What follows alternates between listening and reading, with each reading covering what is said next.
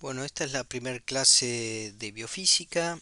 Vamos a repasar en esta unidad algunos conceptos generales de las moléculas biológicas, em, viéndolas desde un plano biofísico, si quieren, respecto a lo que ya han visto desde un punto de vista bioquímico. En principio, empecemos por lo más básico. Si tenemos que definir qué es una molécula, es simplemente un compuesto con una cierta estequiometría, una estructura bien definida y que no es fácilmente disociable. Eso es algo que ya lo conocen. Y si se preguntan qué es una macromolécula biológica, en principio una macromolécula no es más que una molécula grande, y el hecho de que sea biológica es que cumple una función biológica. Eso no es algo menor, ya que cuando nosotros estudiemos macromoléculas biológicas vamos a hacer un fuerte hincapié en buscarle el para qué. El para qué es la función biológica. Para qué esta estructura, para qué esta dinámica de la molécula que nos permita entender cómo realiza la función que tiene que realizar dentro de la célula. Cosa que en una macromolécula común, no biológica, no nos preguntamos, simplemente describimos su estructura y no nos preguntamos el motivo del para qué. ¿Sí? Em, ya que estamos en estructura de macromoléculas, recordemos que las más comunes, las más interesantes, no las más comunes, perdón, las más interesantes son las proteínas, que tienen distintos niveles de organización estructural, la estructura primaria, secundaria, terciaria y cuaternaria. Acá no hace falta que entre yo mucho en detalle, conocen perfectamente de qué va una y otra cosa. Doy por sentado que ustedes conocen la estructura de proteínas. ¿De acuerdo? Bien, una distinción que es importante entre términos que a veces se usan de manera indistinta, lo cual es equivocado, es la diferencia entre una configuración y una conformación de una macromolécula. En principio, una configuración de una molécula o macromolécula se define en base a la posición de los grupos alrededor de uno o más enlaces que no permiten eh, el movimiento alrededor de ellos, no permiten la libre rotación. Esto ocurre cuando el enlace en cuestión es un doble o un triple enlace o en los casos de estar hablando de carbonos quirales. Fíjense el ejemplo que yo les pongo acá. Tienen dos configuraciones del dicloroetileno, una cis y otra trans, que difieren, como les decía, en la posición relativa de los grupos alrededor de un enlace que no permite la libre rotación, como este doble enlace. Para interconvertir una configuración en otra, es un cambio configuracional, debemos forzar la rotación a través de una ruptura parcial de ese doble enlace, adquiriendo una hibridación sp3, ¿sí? Un intermediario con hibridación sp3. Eso cuesta energía, implica la ruptura parcial de ese doble enlace, y no es algo que ocurra espontáneamente en una macromolécula en solución, yendo al ejemplo más común, una proteína en agua, eh, donde tiene una cierta cantidad de energía térmica a su disposición. Energía térmica se entiende por la energía cinética de las moléculas de agua que se están moviendo en forma caótica y chocando con ellas y le están entregando y quitando energía continuamente, ¿sí? Un cambio configuracional no es algo que ocurra espontáneamente y requiere energía, ya que requiere la ruptura de un enlace covalente. Lo mismo pasa con el cambio de isómeros L y D en los aminoácidos o en el gliceraldehído que tiene un carbono central quiral. Fíjense, para pasar de la configuración L a la D implica una estructura intermedia planar donde hay una ruptura parcial del enlace carbono-oxígeno, ¿sí? Y un reforzamiento del enlace carbono-carbono. Ven esos puntitos, esa línea y puntitos habla de enlaces que no son ni dobles ni simples enlaces, son situaciones intermedias de alta energía. En cambio, un cambio conformacional, ¿sí? ¿Sí? Implica simplemente una rotación en torno a un enlace que sí permite la libre rotación. Como es el caso acá que yo les muestro, las conformaciones eclipsadas y escalonadas, eclipsed and staggered, que implica simplemente la rotación en torno al enlace carbono-carbono, y es algo que tiene un costo energético muchísimo menor, y es algo que entonces puede ocurrir por simplemente intercambio energético con el solvente a temperatura ambiente. Entonces nosotros en general vamos a focalizarnos en cambios conformacionales, que son cambios que ocurren en una macromolécula en equilibrio térmico con el solvente, y cambios configuracionales van a implicar una energía extra que la macromolécula tiene que obtener de algún lado. ¿Por qué? Porque simplemente implica la ruptura de enlaces covalentes.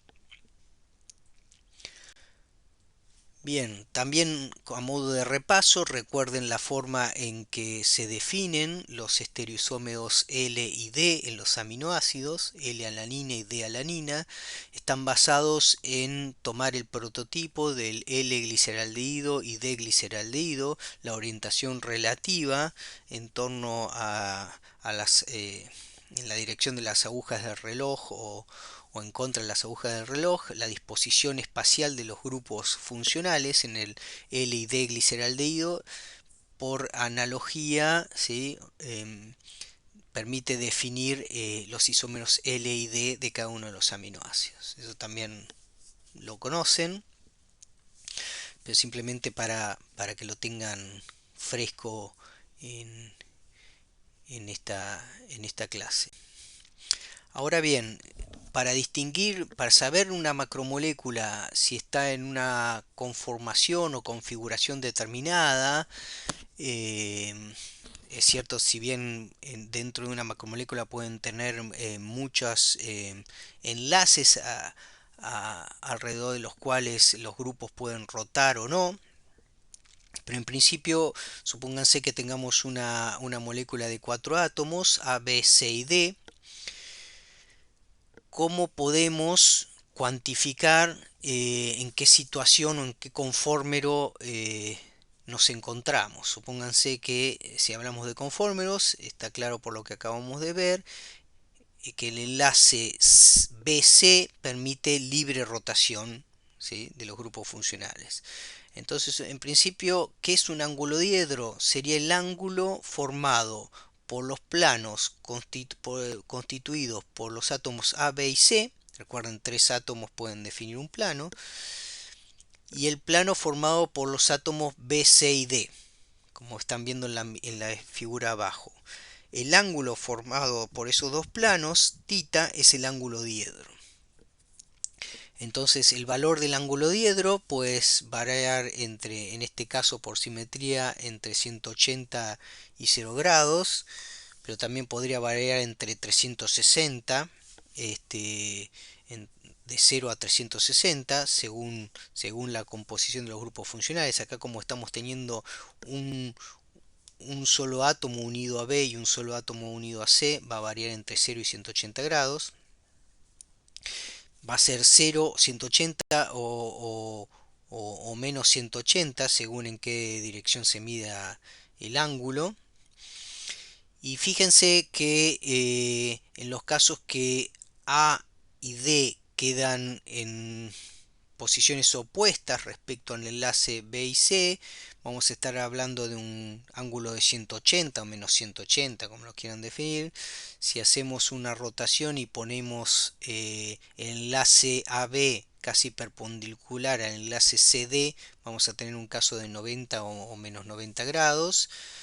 Después vamos a tener la forma eclipsada, donde tenemos 0 grado para tita, y así vamos rotando. Entonces, fíjense cómo dar el valor de tita, ese ángulo de torsión, nos permite a nosotros fácilmente identificar en qué conformación está esta molécula.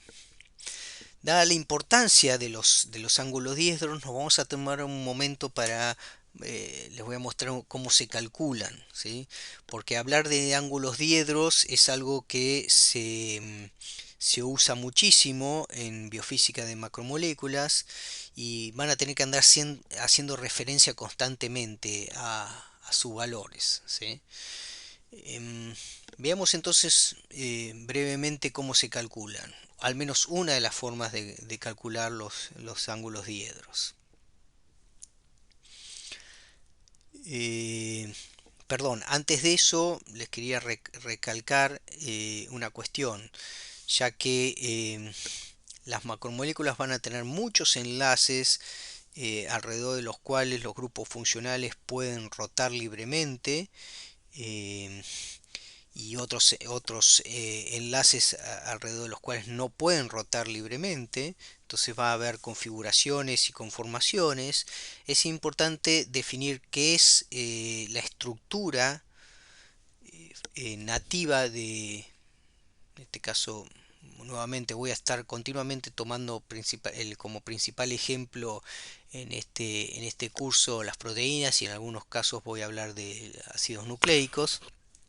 Pero la estructura nativa, ustedes ya vieron en bioquímica, no es otra cosa que la forma funcional correctamente plegada, ¿sí? Es decir, uno toma una proteína, ve que es funcional, que realiza su catálisis, mide su actividad si quieren en laboratorio.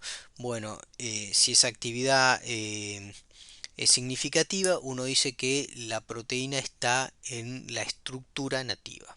La estructura nativa es la estructura que le permite a la macromolécula realizar su función biológica. Toda otra estructura se la considera desnaturalizada.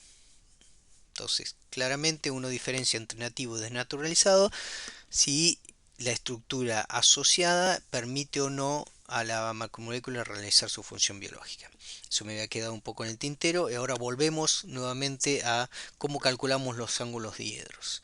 Porque de alguna forma los valores, los ángulos diedros nos van a poder permitir describir la estructura de la proteína, si es nativa o desnaturalizada. Entonces, vamos a ver cómo calculamos los diedros. Supónganse, tenemos 4 átomos, A, B, C y D, como está en el dibujo ahí. Y uno define vectores. Un vector que va de B a A, lo defino como el vector R, B, A. B primero indica que el vector va desde B hacia A, ¿sí? Luego tenemos el vector R, B, C. Ven que pongo B primero, implica que un vector que con inicio en B y finalización en C, que sería en el sentido opuesto al vector RCB. El vector RCB empieza en C y termina en B. Y luego tenemos el vector RCD. Es un vector que va desde el átomo C al átomo D. Entonces, una vez definidos esos vectores, que yo les escribo acá, RAB, RBC, RCD, lo primero que uno puede hacer para calcular el ángulo diedro de esta molécula compuesta por 4 átomos, el ángulo diedro en torno al enlace BC, sería calcular el producto vectorial entre los vectores RBA y el vector RBC. Eso nos daría un vector N ABC, que como sabemos por producto vectorial sería un vector, ¿sí? Ortogonal a los dos vectores RBA y RBC. Por eso de ahí viene normal. Sería un vector normal al plano formado por los átomos A, B y C. Entonces tenemos ese primer vector. Ahí a la derecha tienen un recordatorio de cómo se hacía el producto vectorial entre dos vectores. Pero eso en principio ya lo saben. No hay, no hay mucha ciencia, pero se los anoté simplemente para que lo recuerden. Y después podemos sacar también, realizar el producto vectorial entre los vectores RCD y el vector RCB. ¿Mm? Es decir, eso nos va a dar un nuevo vector normal, ¿sí? Al plano constituido por los átomos B, C y D. Ahí entonces tenemos el vector normal al plano formado por los átomos A, B y C y el vector normal al plano formado por los átomos B, C y D. Tenemos dos vectores normales.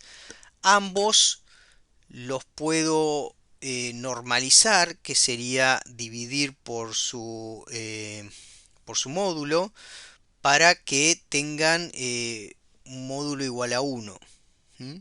Entonces esos vectores n los divido por su módulo de tal forma que me queden vectores unitarios, si quieren. Entonces son esos vectores n chiquita ABC y n chiquita BCD. El ángulo diedro no es otra cosa que el arco coseno del producto escalar entre esos dos vectores. ¿Sí? De esa forma nos permite a nosotros calcular el ángulo compuesto eh, formado por la orientación relativa de los dos planos formados por A, B y C y B, C y D a través de el ángulo entre los vectores normales a esos dos planos. Entonces le escribo ahí el ángulo diedro en torno al enlace BC no va a ser otra cosa que el arco coseno del producto escalar entre los dos vectores normales a los dos planos A, B y C y B, C y D, previamente normalizados, los vectores unitarios, normales esos planos.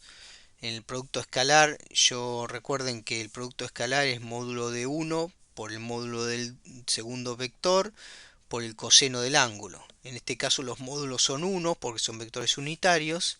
Entonces el producto escalar me permite obtener directamente el coseno del ángulo y haciendo el arco coseno entonces obtengo el valor del ángulo. ¿Sí? Esto es una operación que se hace muy frecuentemente en biofísica para saber en qué orientación relativa están los grupos funcionales de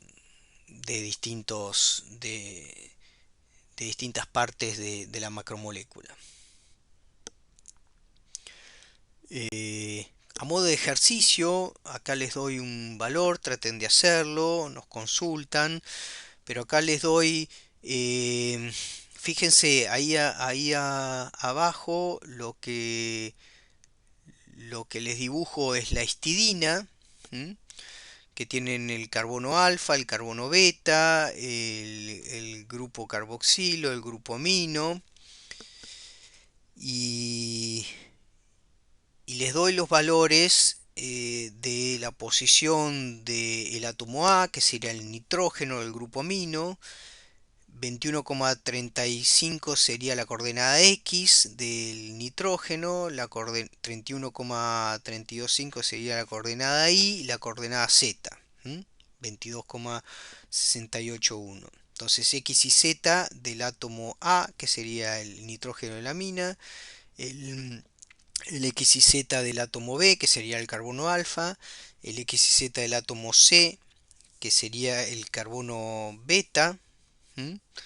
Y el, el XYZ, el átomo D, que sería el carbono gamma o el primer carbono del anillo de la histidina, ¿sí? Entonces les planteo que calculen el ángulo chi1, que se suele llamar, al ángulo diedro eh, de la orientación relativa de los grupos en torno al enlace entre el carbono alfa y el carbono beta. El valor del diedro que a mí me dio es menos 65,69 grados. Mm, Calcúlenlo con la fórmula anterior y prueben. Ese es un buen ejercicio como para ver a ver si aprendieron a utilizar la fórmula. Obviamente después en el seminario practiquemos y pregúntenos a ver qué no entienden de calcular el ángulo o del porqué de la ecuación que les planteé en la filmina anterior. ¿Por qué es importante los diedros? Fíjense, este es el típico ejemplo de la mioglobina o la hemoglobina. La hemoglobina tiene un grupo prostático compuesto por un grupo hemo, eso lo tienen que haber visto en bioquímica, un grupo hemo donde tienen un anillo tetrapirrólico conjugado con un átomo de hierro en el centro que se une al oxígeno. En la quinta tienen cuatro posiciones de coordinación de ese hierro unido con los nitrógenos. Una quinta unida a un nitrógeno, una histidina. La histidina está F8, es una histidina proximal. Y la sexta posición la va a ocupar el oxígeno, que se une al hierro y se estabiliza con la interacción con una histidina distal, que se llama histidina E7 porque corresponde a la alfa hélice E, ¿sí? La posición 7, la alfa hélice E.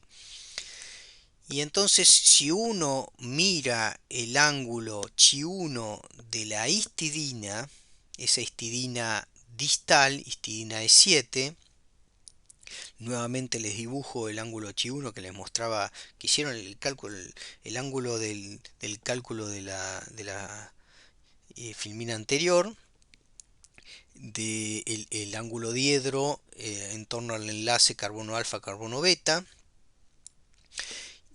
Y los gráficos de la derecha son el valor de ese ángulo diedro en función del tiempo, realizado por una simulación de dinámica molecular en tiempos de escalas de picosegundo. Estamos hablando del orden de 10 a la menos 12 segundos, muy muy rápido. Ven que en principio cuando simulan la mioglobina o la hemoglobina unida al oxígeno, van siguiéndole el ángulo diedro se mantiene en 180 grados y de golpe puede cambiar a un ángulo cercano a los 90 grados, ¿sí? Y eso implica un cambio conformacional de esa histidina que tiene fuerte repercusión en la unión y liberación del oxígeno por parte de la hemoglobina. Fíjense que mientras el ángulo diedro, este chi, se mantiene en 180 grados, eh, se habla de una conformación de la proteína que es cerrada. ¿Mm? Cerrada significa que tiene al oxígeno unido a ella de manera estable.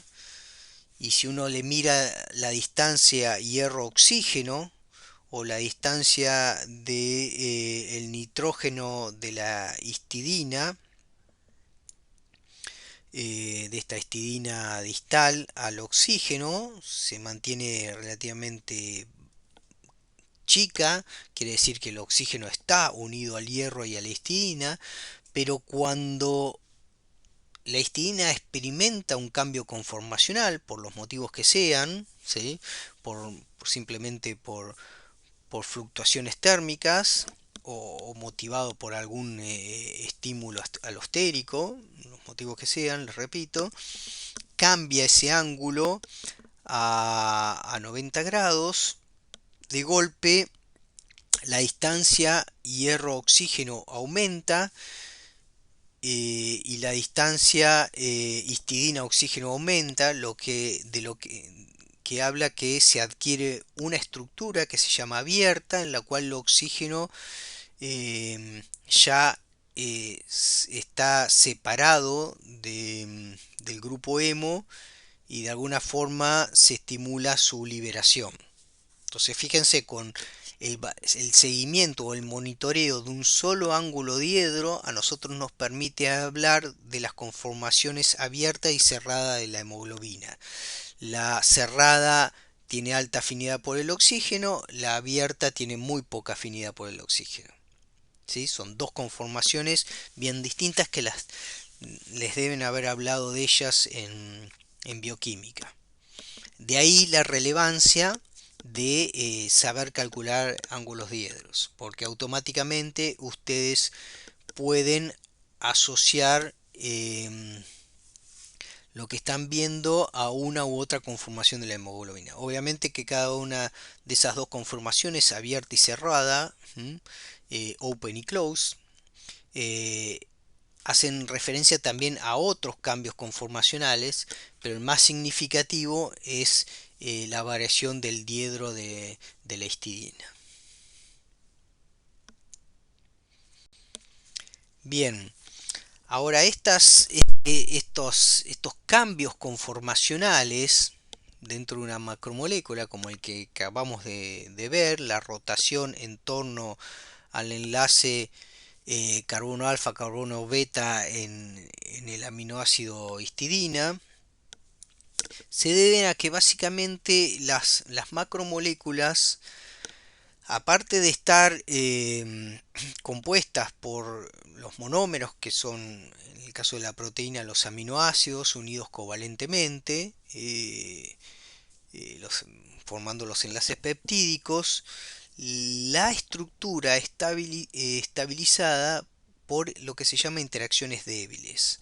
Interacciones débiles son interacciones que son susceptibles de formarse y romperse continuamente debido al ruido térmico, es decir, debido a las fluctuaciones del entorno. Y tenemos distintos tipos de interacciones débiles, esto también lo tienen que haber visto en bioquímica, y según qué tipo de interacción es su variación respecto a la distancia entre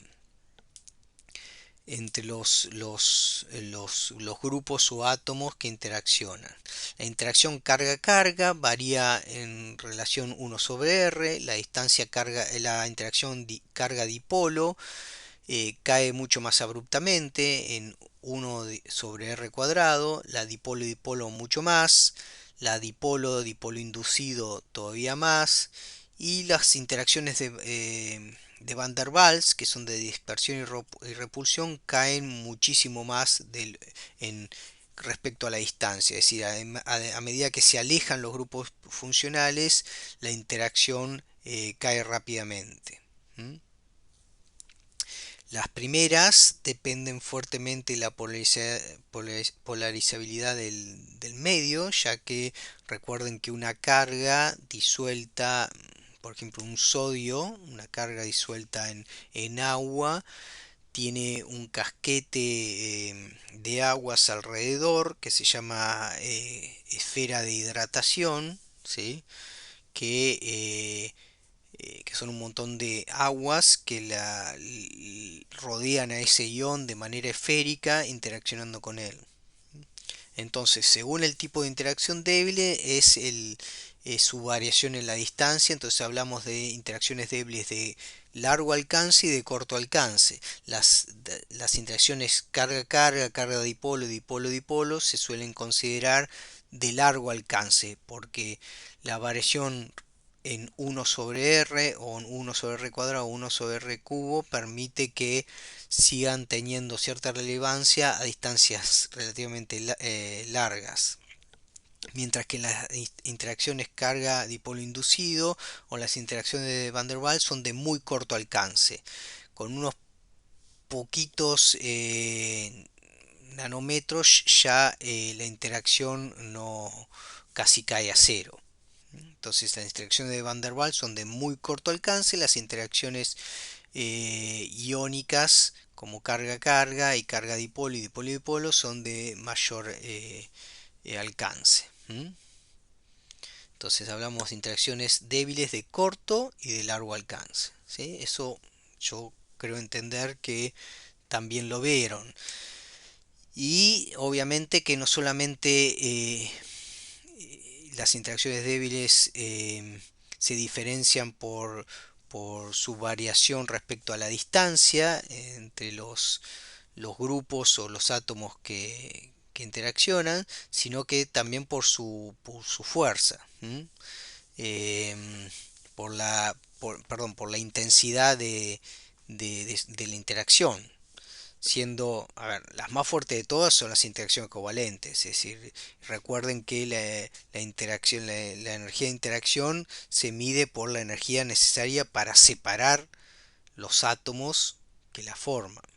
Para romper un enlace covalente tenemos que entregar muchísima energía, de orden de cientos kilojoule por mol, mientras que para separar dos iones ya estamos en la decena de los kilojoule por mol. Y bueno, para separar interacciones de Van der Waals o de puente de hidrógeno, dipolo-dipolo, ya menos de las decenas de kilojoule por mol. Son interacciones mucho más débiles. Entonces las interacciones débiles varían en intensidad y varían en comportamiento respecto a la distancia. Pero esto ya les repito, yo entiendo que ustedes ya lo vieron en curso de bioquímica, ¿sí? Simplemente que acá les recuerdo los valores y las variaciones relativas respecto a la distancia. Bien, este conjunto de interacciones débiles, que son de distinto tipo, definen la estabilidad relativa de las distintas estructuras, si quieren conformaciones posibles de una biomolécula. A ver, para tener en claro, uno dice, bueno, interacción débil. ¿Interacción débil respecto a qué? A ver si me quiero ubicar. En general uno hace referencia a, para separar entre débil y fuerte, el punto de separación está en la energía térmica disponible, lo que se llama KT. K es la constante de Boltzmann y T la temperatura. A temperatura ambiente ese KT es 2,5 kJ por mol. ¿Y eso qué es? KT normalmente es el valor de la energía disponible que se puede intercambiar con las moléculas de solvente por colisión entre un agua y un grupo funcional de la proteína. Ese choque continuo debido al movimiento caótico, ¿sí? Acuérdense que la temperatura es proporcional a la energía cinética media de las partículas, y este valor KT normalmente hace referencia al valor de energía disponible por intercambio energético, básicamente por choque o por interacción de los distintos grupos funcionales de la proteína con el agua. El continuo choque a temperatura ambiente con las moléculas de agua permite intercambios del orden de 2,5 kJ por mol. Entonces, si las interacciones están de ese orden, ¿sí? No necesariamente tienen que ser, puede ser 2, 3, 4 kT, a veces localmente se puede acumular esa energía. son susceptibles a ruptura y formación permanente por el ruido térmico, por esos choques frecuentes. Entonces, las interacciones ion-ion, carga-carga, van a ser más difíciles de romper, pero se pueden romper. Y las de Van der Waals, puente de hidrógeno, se están continuamente formando y rompiendo. Eso le introduce cierta flexibilidad a las biomoléculas. Es decir, si las biomoléculas están estabilizadas por interacciones débiles y esas interacciones débiles se están continuamente formando y rompiendo porque sus valores energéticos son del orden de la energía térmica disponible, esa continua ruptura y formación va a permitir que los grupos funcionales cambien continuamente de orientación, ¿sí? Cuando se rompan y se forman esas interacciones y puedan rotar libremente en torno a algunos enlaces, lo que hace que adquieran distintas conformaciones posibles y a ese conjunto se le llama multiplicidad conformacional. De hecho, una proteína tiene en equilibrio térmico, ¿sí?, la posibilidad de adquirir muchas conformaciones. ¿Mm? Y entonces la estructura nativa, que recuerden que es la estructura asociada a la funcionalidad de la proteína, no va a ser una estructura rígida y única, sino que va a ser un conjunto de estructuras posibles, ¿sí?, en equilibrio térmico, y eso lleva a reformular el concepto de estructura nativa, que lo deben haber visto también. Recuerden, todo esto es en general un repaso con cierto enfoque distinto de las propiedades de macromoléculas que tienen que haber visto en bioquímica. La estructura nativa de una proteína, uno diría entonces que es un conjunto, ¿sí?, de conformeros en equilibrio termodinámico a temperatura ambiente, ¿sí?, y según la estabilidad relativa de cada uno de los conformeros serán la población o la cantidad o la fracción de moléculas que estén en esa conformación y no en otra, ¿sí? El estado nativo entonces de una proteína es una distribución de, de conformaciones, cada una con una cierta probabilidad relativa o población relativa en el conjunto, que están en continuo intercambio entre sí, ya que recuerden, como decíamos hoy, los conformeros difieren estructuralmente por la rotación en torno a enlaces de libre rotación. Entonces los conformes son interconvertibles entre sí a temperatura ambiente. Entonces, de ahí, debido a que las macromoléculas están estabilizadas por interacciones débiles que se rompen y se forman continuamente, es que no podemos hablar en general de una proteína asociada a una única estructura. En general, lo que uno hace es hablar eventualmente de una estructura promedio. Con la estructura cristalina que se obtiene por rayos X, es una estructura en realidad promedio de un conjunto de estructuras posibles, ¿sí?, dentro de ciertas variaciones. Es decir, no, las estructuras estabilizadas por interacciones débiles hace que, a ver, uno dice, bueno, no es que tengo yo cualquier cosa y un montón de conformaciones con unos ovillos completamente desordenados. No, no, no.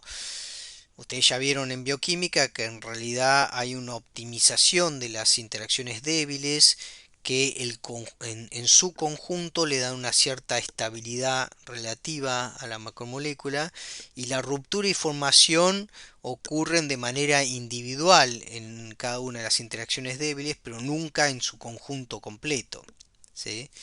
Entonces las fluctuaciones o las variaciones estructurales de una proteína van a ser en torno a una estructura promedio con un cierto grado de estabilidad dada por el conjunto total de las interacciones débiles. Bien, esta constante ruptura y formación de puentes de hidrógeno es, por ejemplo, puente de hidrógeno, como por ser una de las interacciones débiles, ruptura y formación de cualquiera de las interacciones débiles que vimos antes, pero en el caso de puente de hidrógeno, ustedes saben, este dibujo que yo les estoy mostrando acá es el ADN. El ADN está estabilizado por interacciones de puente de hidrógeno entre sus bases. Si son puentes de hidrógenos, tienen energía del orden del equilibrio térmico. Si tienen el orden de la energía térmica disponible, son susceptibles a formarse y romperse continuamente. Y ven esta imagen, este es un video del ADN.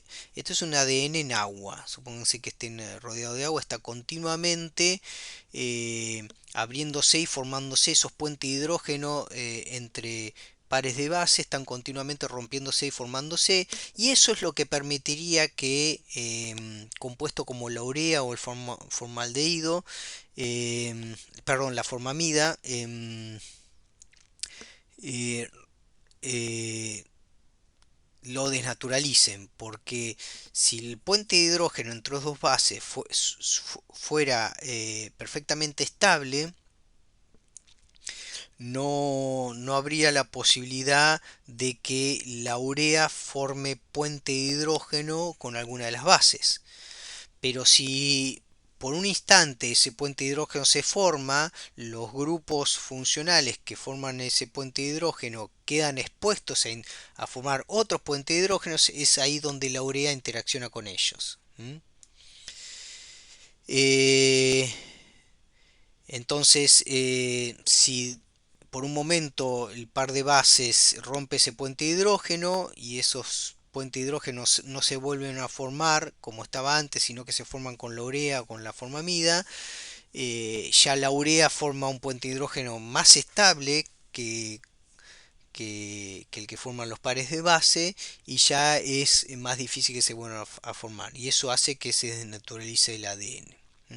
Entonces, la forma de entender cómo la urea compite por los puentes de hidrógeno de los pares de base de un ADN se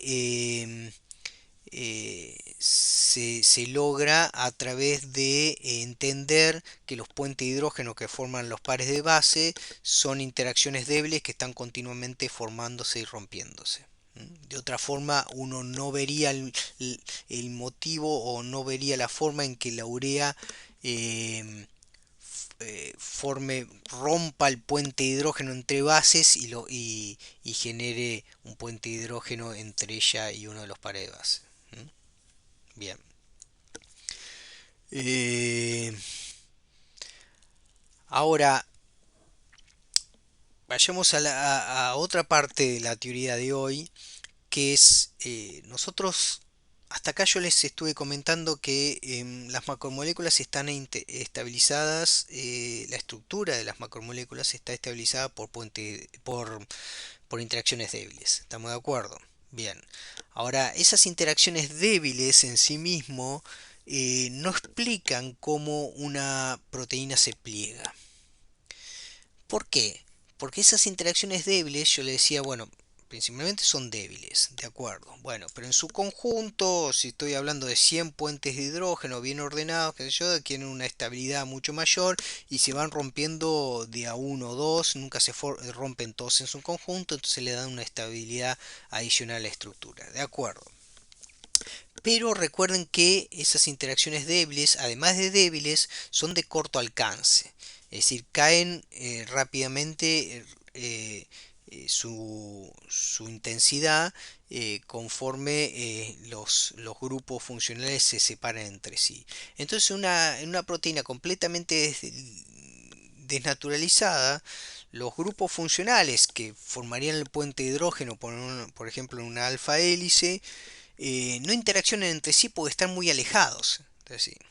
Entonces, eso motivó a a pensar, a ver, el origen del plegamiento de una proteína, no se puede ver a que los distintos grupos funcionales interaccionen por interacciones débiles, se atraen entre sí y se pliega. No es la interacción entre los grupos funcionales, las interacciones débiles entre los grupos funcionales que conducen al plegamiento de la proteína. Tiene que haber algo más. ¿Por qué? Porque esos grupos funcionales no se van a acercar entre sí porque están a una distancia suficiente que hace que esa interacción débil caiga a valores cero. ¿Sí? Recuerden que las interacciones de Van der Waals caen con 1 sobre r a la sexta. Y eso es muchísimo, es decir, a una pequeña distancia ya no se ven. ¿Sí? Esos residuos que interaccionan, los tengo que acercar. ¿Qué hace acercar esos grupos funcionales para que interaccionen y ahí formen la estructura nativa? Tiene que haber algo que los acerque, no se van a acercar por interacciones entre sí. ¿Eh? A eso se le llama el efecto hidrofóbico, que es lo que yo creo que también, según con quien cursaron bioquímica, lo tienen que haber visto, quizás en todos los cursos de bioquímica lo vean, pero es un efecto que en principio no involucra una interacción atractiva mutua entre las partículas, está más bien asociado a un aumento en el desorden de las moléculas de solvente y es proporcional al área hidrofóbica de la molécula expuesta al solvente. Esas son las características principales del efecto hidrofóbico. Ahora lo vamos a ver en detalle. Fíjense, el efecto hidrofóbico uno lo puede definir como la tendencia de las sustancias no polares a formar agregados en solución acuosa, excluyendo a las moléculas de agua de su interior. ¿Mm?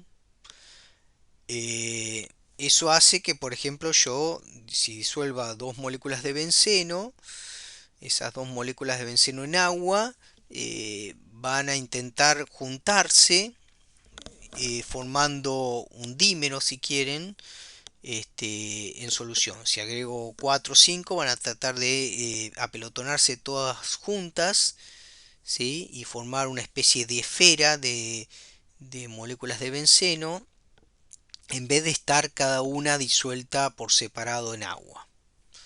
Entonces, ¿qué hace que las moléculas de benceno se acerquen y se juntan? Entonces, no es la interacción entre ellas, porque ellas interaccionan por interacciones Van der Waals, que son de muy corto alcance. Entonces, si la solución es muy diluida, esas moléculas de benceno no se ven entre sí. Entonces, no ese es el motivo por el cual se atraen, sino es otro. A su vez, lo mismo puede pensar uno cuando uno tiene una proteína compuesta por un filamento largo de una cadena de aminoácidos completamente desplegada, es como si fuera un fideo estirado, que hace que se vuelva un ovillo y que empiecen a interaccionar todas sus partes entre sí, que se forma una estructura globular que permite la búsqueda de interacciones débiles, la optimización de las interacciones débiles para formar la estructura nativa. ¿Sí? No es nuevamente la interacción de los distintos grupos funcionales entre sí que hacen que se atraigan a largas distancias, porque a larga distancia no se ven. Entonces vamos a ver en qué consiste este efecto hidrofóbico. Esto que yo les mostraba acá, supónganse a la izquierda tienen la proteína desplegada, en azul son grupos no polares y las moleculitas de agua. Recuerden que un grupo apolar tiene moléculas de agua alrededor. Eh, y nosotros obtenemos esto que aparece a la derecha, que la proteína se pliega, se generan una interacción de Van der Waals entre los grupos no polares, que hace que se junten entre sí. Es decir, ¿por qué ocurre esto? Por qué los grupos no polares se, se juntan, ¿sí? Formando estas estructuras que van a dar motivo a la estructura final de la proteína. ¿Qué es lo que hace que esto ocurra? Y eso es entender el efecto hidrofóbico. Lo vamos a ver en detalle. Vamos a primero, antes de entenderlo, vamos a ver un poco cómo, cómo nace o cómo se lo puede eventualmente calcular. El efecto hidrofóbico está directamente relacionado con un cambio de la entropía de las moléculas de agua. ¿Sí? Eh, es un efecto exclusivamente entrópico. Algo que ya han visto, sí, nuevamente es repasar entropía de fisicoquímica. Empecemos a ver cómo se lo cuantifica. Fíjense, ustedes recuerden los coeficientes de partición. El coeficiente de partición es una constante de equilibrio entre la fracción molar X de un soluto S en un solvente B y en un solvente A. Supónganse que A es el agua y B es un solvente no polar. Entonces la fracción molar del soluto S en un solvente no polar dividido la fracción molar de ese solvente de ese soluto en el solvente A, que es el agua, me da el coeficiente de partición cuando están una saturada del otro, es decir, la solubilidad. Estaríamos hablando X sería la fracción molar en una situación, en una solución saturada del soluto en B y una solución saturada del soluto en A. Eso es fácilmente medible. Cualquier químico va a poder medir los coeficientes de partición de cualquier soluto en agua y en un solvente no polar. Y esos coeficientes de partición pueden transformarse fácilmente en energías libres de transferencia. Transferencia de, por ejemplo, un benceno, pasar de una solución de benceno, de benceno puro a benceno en solución acuosa. Imagínense una moleculita de benceno que pasa de estar como solvente puro, que pase a disolverse en agua. Esa energía libre de transferencia se puede calcular a partir de mediciones del coeficiente de partición. Imagínense en una situación de un sistema donde tienen benceno puro en una fase y agua en otra fase. S es el soluto, que sería el benceno, A es agua y B es el benceno puro. Ustedes saben que en el equilibrio de fases de fisicoquímica implica la igualdad de potenciales químicos. Entonces el potencial químico de S en A tiene que ser igual al potencial químico de S en B. Es decir, el potencial químico del soluto benceno en solución acuosa tiene que ser igual al potencial químico del soluto benceno como solvente puro. O supónganse que S es un soluto cualquiera y A es un solvente y B es otro. En forma genérica lo pueden plantear así. Los potenciales químicos, ya sabemos, son potenciales químicos estándar más RT logaritmo de la fracción molar del soluto en una y otra solución. Reagrupando, fíjense que ustedes pueden obtener el cambio del potencial químico estándar de ese soluto es menos RT logaritmo de K, y ese K es el coeficiente de partición. Entonces el coeficiente de partición medido experimentalmente por los químicos a partir de las solubilidades de un soluto S en distintos solventes les permite calcular cambios de potenciales químicos estándar. Es la conexión, esto es lo que les muestro yo, la conexión de una medida experimental con una propiedad termodinámica.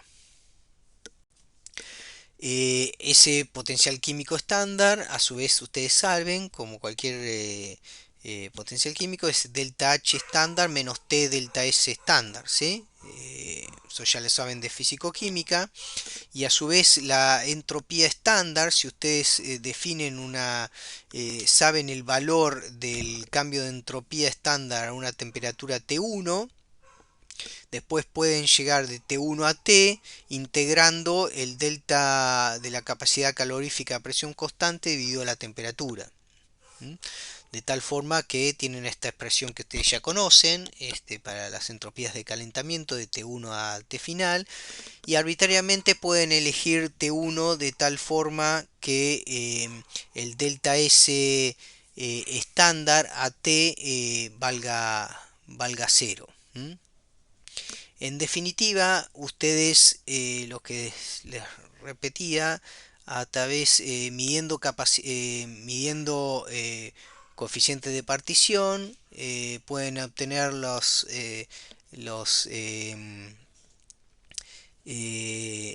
las energías libres y o potenciales químicos, y midiendo cambios de capacidades caloríficas por un calorímetro. Ustedes pueden obtener los valores de cambios de entropía y ahí sacarle los delta H. Entonces, fácilmente por medidas calorimétricas de capacidades caloríficas y después por titulación de coeficiente de partición, ¿sí? Midiendo solubilidades, ustedes pueden obtener potenciales químicos, entalpías y entropías y cambios de entropía. Eso se puede tabular, entonces ustedes pueden ver distintos compuestos, eh, cómo, cuál sería el cambio de potencial químico, el cambio de entalpía y el cambio de entropía de disolver cualquiera de estos compuestos en agua. Haciendo este tipo de experimentos, y pueden calcular cada una de las funciones termodinámicas y habiendo medido los cambios de capacidades caloríficas con un calorímetro. Lo que ven de estas tablas, a grosso modo, es en principio los cambios de, de potenciales químicos son mayores que cero, que nos están hablando de que en principio las sustancias que nosotros estamos proponiendo son insolubles en agua. ¿Mm? Recuerden que el cambio de potencial químico debería ser menor que cero para un proceso espontáneo. Y ese valor positivo que habla de lo desfavorable que es la disolución, por ejemplo, de un benceno en agua, eh, tiene una contribución entálpica y una contribución entrópica. Cuando ustedes analizan la contribución entálpica, ven que esa contribución entálpica es muy chiquita, ¿ven? Un orden de magnitud menos de lo que es el cambio de potencial químico. Sin embargo, el cambio de entropía es mucho menor que cero. Es decir, el proceso es desfavorable porque es entrópicamente desfavorable, no tanto energéticamente desfavorable. 1 o 2 kJ por mol es muy poco. Recuerden que 2,5 kJ por mol era la energía térmica disponible. Es decir, el benceno en agua no se disuelve, no por una cuestión de interacciones de benceno con el agua, sino porque es entrópicamente desfavorable. ¿Mm? Eso de alguna forma ustedes lo conocían, pero acá simplemente les estoy mostrando cómo uno puede calcular em, estos cambios de entropía. Ahora, ¿qué conexión viene entre cambios de entropía y efecto hidrofóbico? ¿Sí? Ya vamos a llegar al punto. Cuando uno ve el proceso de transferencia de benceno desde un líquido puro al agua, en función de la temperatura, a 25 grados, que serían 300 Kelvin, ve perfectamente que el benceno no se transfiere al agua, principalmente porque eso tiene un costo entrópico muy alto. ¿Mm? El costo energético es más bien bajo. ¿Mm? Recién a altas temperaturas la contribución entálpica pasa a ser significativa. De hecho, y ahora nos vamos acercando, ¿m? Si uno hizo todo este proceso, estamos con benceno en agua, es decir, nos alejamos un poco de la macromolécula, pero estamos estudiando cómo nos vamos acercando al efecto hidrofóbico. Aprendimos les acabo de mostrar cómo a partir de datos experimentales uno puede, datos experimentales que me refiero a cambios de capacidades caloríficas y medida de coeficiente de partición, uno puede acceder a los cambios de entropía, de disolver una molécula apolar o no polar como es el benceno en agua. Uno puede en realidad ir probando y disolviendo distintas moléculas no polares en agua. Y acá tiene un gráfico del cálculo del cambio de entropía que esa disolución involucra versus el tamaño de un alcano con un carbono, metano, etano, propano. Si va aumentando el tamaño de la molécula no polar. Conforme uno va aumentando el tamaño de la molécula apolar, el cambio de entropía se vuelve más y más negativo, lo cual es desfavorable para su disolución. Recuerden que el delta G o el delta de potencial químico tiene como contribución entrópica menos T por delta S. Entonces un delta S negativo, con el negativo me queda positivo y contribuye a que el potencial químico, la energía libre, sea positiva, lo cual me habla de no espontaneidad. Recuerden que la espontaneidad se da cuando el delta G o el potencial químico sea menor que cero. ¿Sí? Entonces el proceso el proceso de disolver una molécula no polar en agua se vuelve más y más desfavorable conforme la molécula crece en tamaño. ¿Ven? C1, C2, C3, cada vez igual va volviendo entrópicamente el cambio, una entropía cada vez más negativa. Y a su vez eso correlaciona con el número de moléculas de agua que rodea a cada molécula apolar. Yo disuelvo un benceno en agua, ese benceno va a estar rodeado por una cantidad de moléculas de agua que se llama la primer capa de hidratación de agua, como está rodeado un sodio cuando disuelven en agua. Bueno, el benceno, cualquier molécula de golpe va a tener un montón de aguas alrededor de ella. ¿Estamos de acuerdo? Entonces uno puede computacionalmente calcular, y lo van a ver en los ejercicios, cómo calcular la primera capa de solvatación, cuántas moléculas de agua involucra. Para el metano, por ejemplo, C1 va a involucrar un número de corrección 20, es decir, voy a tener 20 moleculitas de agua rodeándolo. Cuando paso al etano voy a tener 23, 26 para el propano y así voy aumentando el número de aguas. Es decir, lo que yo observo es que el, la entropía, el proceso se vuelve entrópicamente desfavorable conforme la capa de hidratación que rodea la molécula no polar se vuelve más y más grande. ¿Sí? Cuanto más aguas están en la primera capa de solvatación, más va a costar disolver esa molécula no polar en agua. Y aquí viene todo esto. Bueno, si nosotros entonces podemos decir, pero entonces, ¿por qué es entrópicamente desfavorable disolver una molécula no polar en agua? ¿Por qué es entrópicamente desfavorable? Ahora vamos a entenderlo. Y recuerden que la entropía está relacionada de alguna forma con el grado de desorden, ¿sí? Del sistema. Entonces, nosotros pensemos en una molécula de agua. Una molécula de agua tiene el oxígeno, los hidrógenos y dos pares libres. ¿Sí? Puede formar tetraédricamente puentes de hidrógeno con otras 4 moléculas de agua a través de sus hidrógenos y de sus pares libres. ¿Estamos de acuerdo? Por otro lado, lo que se sabe experimentalmente es que una molécula no polar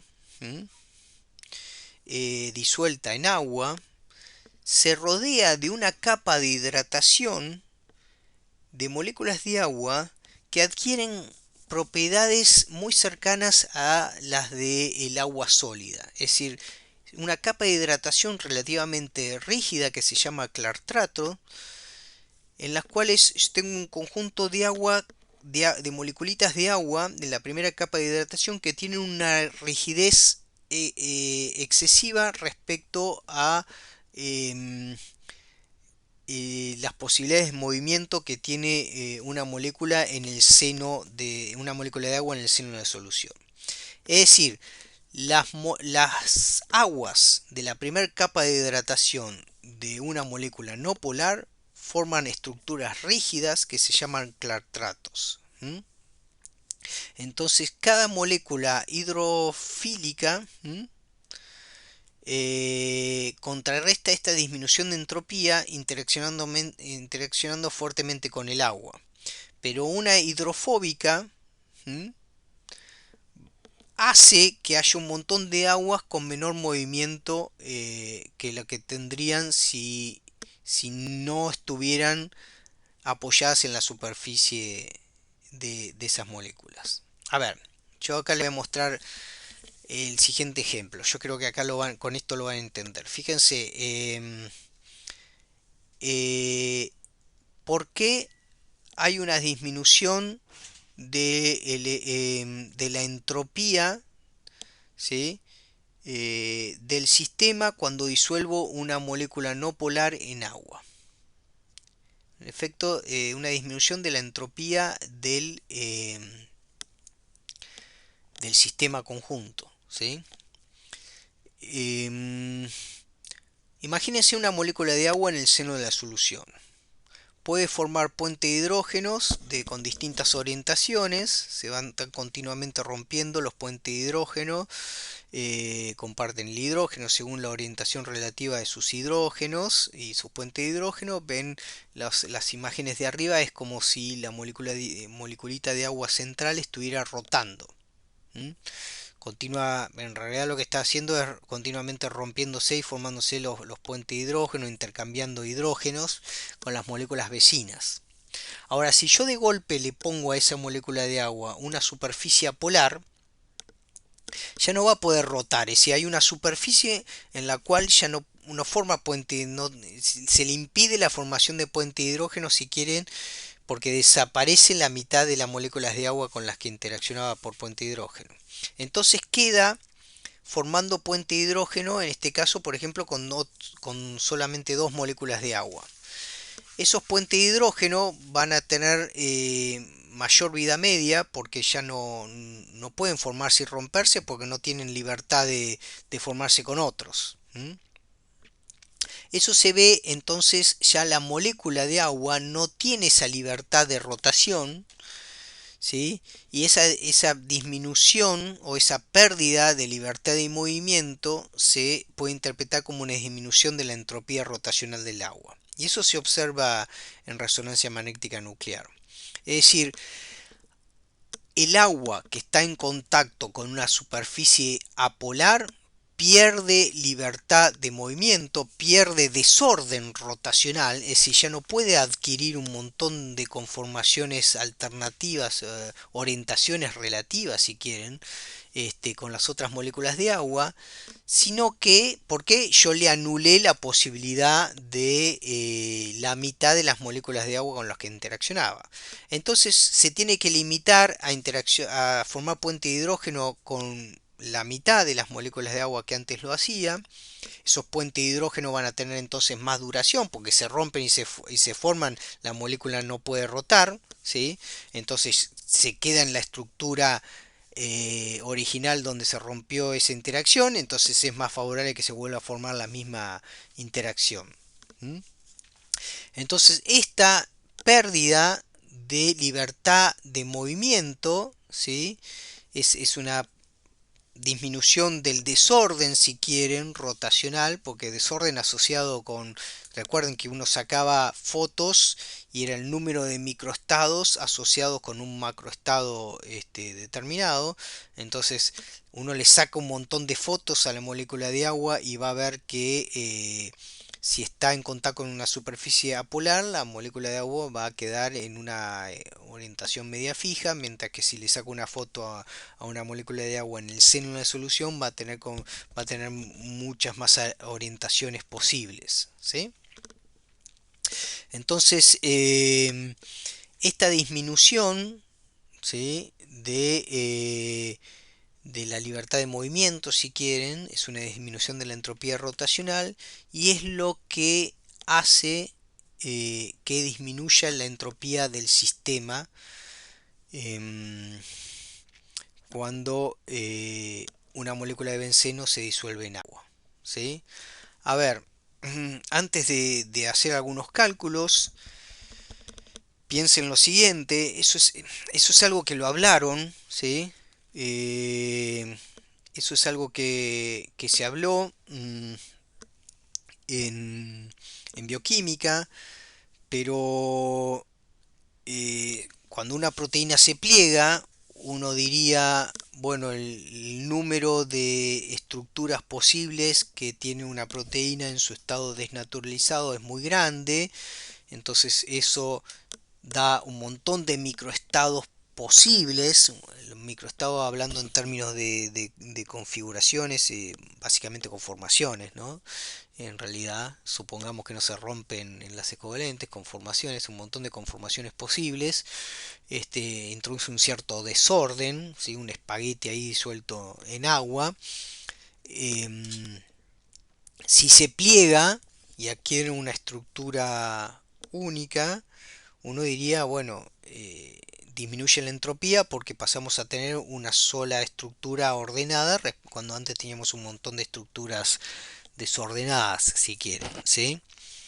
Eh, y eso es un factor entrópico desfavorable, ¿m? Es decir, desde el punto de vista de la macromolécula. Pero entonces, ¿por qué se pliega? Se pliega porque ya lo vieron en bioquímica, esto lo estamos recordando, ¿sí? Yo quiero entender que lo conocen, el efecto hidrofóbico. Se pliegan porque si se forma un ovillo, eh, se adquiere la menor superficie expuesta a las aguas y tengo menor cantidad de aguas, ¿sí? En contacto con la superficie de la proteína. Cuando yo tengo la proteína completamente desplegada como un fideo, tengo un montonazo de aguas en su capa de hidratación. Ahora, si ese fideo yo lo pliego y lo hago un ovillo y se forma una especie de esfera, la esfera es la forma geométrica con menor superficie expuesta, el número de aguas que sufren la disminución de entropía es mucho menor. Entonces, al agua, entrópicamente, le conviene que la proteína esté plegada. ¿Mm? Entonces, comparativamente, la proteína plegada, ¿sí? Tiene menos aguas, ¿sí? Con menor libertad de rotación o menor entropía de lo que lo tendrían en el seno de la solución. Entonces, la proteína se pliega por un efecto entrópico, por el efecto hidrofóbico, que lo que hace el efecto hidrofóbico es intentar que la disminución de la entropía de las aguas sobre la superficie de la proteína sea lo menor posible. ¿Y cómo se logra eso? Si la superficie expuesta al agua es la menor posible. ¿Mm? Donde en el fideo yo tenía miles de moleculitas de agua que sufrían una disminución de la entropía, cosa que es completamente desfavorable a la disolución. Si se pliega ese número de moleculitas de agua que sufren esa disminución de su libertad de movimiento rotacional, que sufren una disminución de la entropía rotacional, va a ser mucho menor.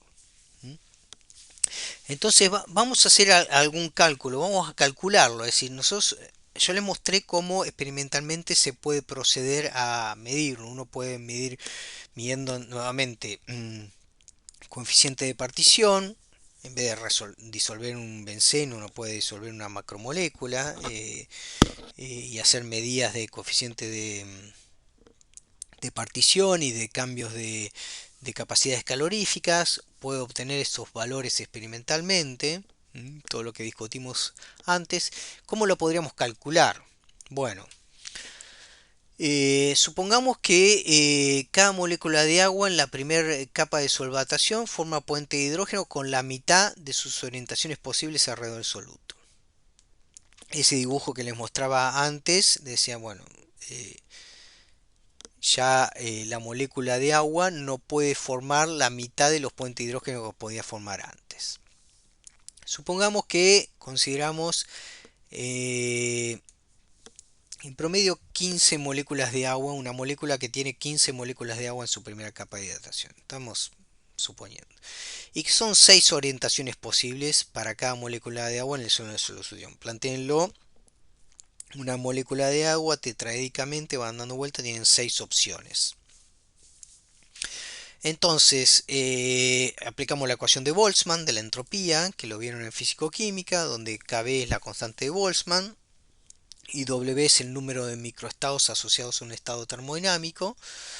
¿Sí? Entonces, el cambio de entropía va a ser Kb por el logaritmo de ese número de microestados en un estado de esa molécula solvatada de, y el menos Kb logaritmo de el número de microestados de la molécula de agua en el seno de solución. Entonces, en el primer caso, ¿sí? Si tenemos 15 moléculas, calculamos la entropía, cómo cambia la entropía de esas 15 moleculitas de agua, ¿sí? Cuando están solvatadas, tienen 3 orientaciones posibles de las 6 que tendrían en el seno de la solución. Cada una con 3 orientaciones sería 3 a la 15, ¿sí?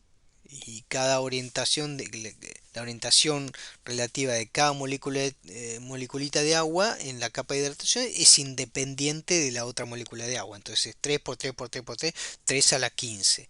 Kb logaritmo de 3 a la 15 son el número de microestados, el número de orientaciones posibles de las 15 moléculas de agua en la primera capa de hidratación. Mientras que si no tuvieran eh, esa molécula no polar, cada una tiene 6 orientaciones posibles, independientes unas de otras, y sería 6 a la 15. En resumen, eso implica Kb por el logaritmo de un medio a la 15. Y eso da unos menos 86 kJ, Joule por Kelvin mol. Entonces es una forma fácil de calcular el cambio de entropía. Eh, en la medida que uno sepa cuántas moléculas hay en una capa de hidratación de la molécula en estudio. Bien, entonces entendimos por qué la exposición de grupos no polares al agua conduce a una disminución de la entropía del agua, y en el caso de macromoléculas eso conduce a intentar reducir la menor superficie expuesta al agua de tal forma que sea una menor cantidad posible de moléculas de agua que experimentan esa reducción de la libertad de movimiento y por lo tanto reducción de la entropía, que sería termodinámicamente desfavorable.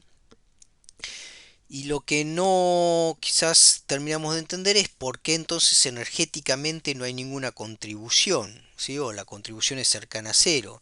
En primer lugar, porque los puentes de hidrógeno que el agua no forma, que no puede formar con la mitad de sus moléculas de agua, los compensa teniendo puentes de hidrógeno más fuertes o de mayor vida media con las pocas moléculas de agua con las que les queda para interaccionar. Entonces de ahí se forman eso que yo les comentaba al principio, que son las aguas se vuelven, la primera capa de hidratación se vuelven más rígidas, la primera capa de hidratación de una molécula no polar se vuelven más rígidas respecto a las aguas en el seno de la solución.